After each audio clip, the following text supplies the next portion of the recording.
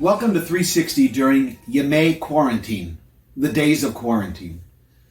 I know it's been a tough month for so many of us, and while we correctly practice social distancing, covering our mouths, sharing supplies, and anything else we can do to help ourselves and one another, let's appreciate that unlike any other time in human history, our generation has the internet. We are never truly alone. We've met this quarantine with free online concerts, learning, renewed family time, reading, video chats, Zoom classes, and online Torah. During this broken time, let us keep the goal of wholeness in our hearts.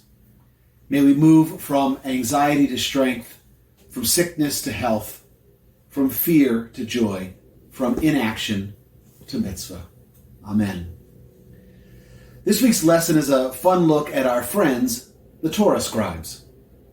This week we are starting the third book of the Torah, Leviticus, and its Hebrew name is Vayikra, which also makes it the name of this week's Torah portion.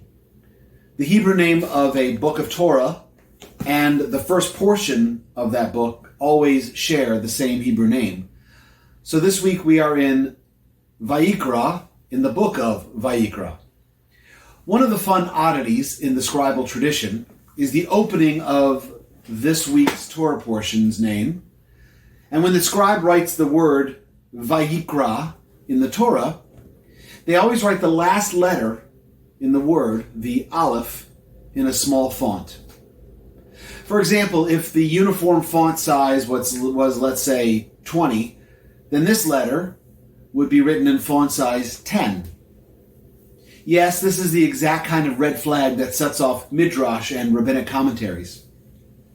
I want to share one thought on this small aleph that comes from a beautiful teaching by the late rabbi of the Lubavitch Hasidic community. It just so happens that if you turn to the last book in the Tanakh, the Hebrew Bible, we come to the book of Chronicles. And that book begins with a genealogy, starting with the very first human being, Adam. The book of Chronicles is obviously not a Torah text. It's a much later book in the Hebrew Bible. And so most of us encounter the book of Chronicles in book form, like this. We don't generally see it written out in a scribal form, in a scroll, like we would the Torah. But that opening word of Chronicles, the name Adam, is written with an oversized letter Aleph. Compare that to the small aleph at the end of this week's word in Vayikra. Let's share one more thing, that the word Vayikra means called out to. In this case, the next phrase is El Moshe, to Moses. So this week's portion begins, God called out to Moses, Vayikra, with a small aleph. There's a tradition that suggests that the small aleph from this week reflects the humility of Moses, even in the face of his own greatness. Moses was selected by God for a powerful role of leadership, not just for the Jewish people, but for all of human history.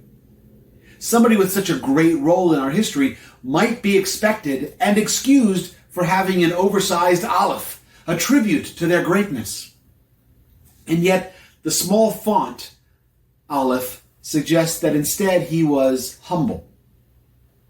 By contrast, the oversized aleph in Adam's name in Chronicles suggests that Adam, the first human, had a great sense of self-importance and overconfidence, as he was the pinnacle of God's creation.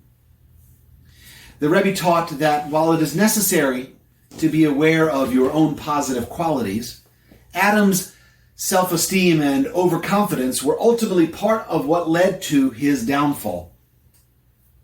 True humility is not just about knowing how great you are, but in seeing the virtue in others.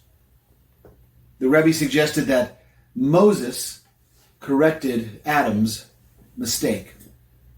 Moses knew that he was great, yet he remained humble. It's as if Moses understood that yes, while he himself was important to God and to the Israelite nation, true strength comes in lifting others up. And so we are all spiritual heirs of both Big Aleph Adam and Little Aleph Moses. When we feel small and inadequate, we must remember that we all have a big olive, like Adam, inside. Each of us has an important place in this world, and each of us is tasked with greatness.